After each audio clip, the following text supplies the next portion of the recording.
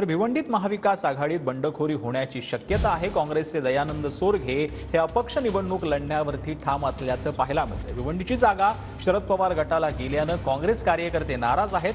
काँग्रेसच्या वरिष्ठ नेत्यांना ब्लॅकमेल करण्यात आल्याचं सोरगे यांनी म्हटलंय। भिवंडीतील स्थानिक काँग्रेसचे नेते असलेले दयानंद सोरगे यांनी हे आरोप केले।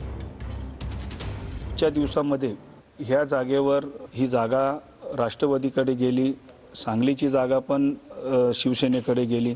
शिवसेना ही महाराष्ट्रापुरती आहे, राष्ट्रवादी ही महाराष्ट्रापुरती आहे आणि काँग्रेस पक्ष हा राष्ट्रीय पक्ष आहे।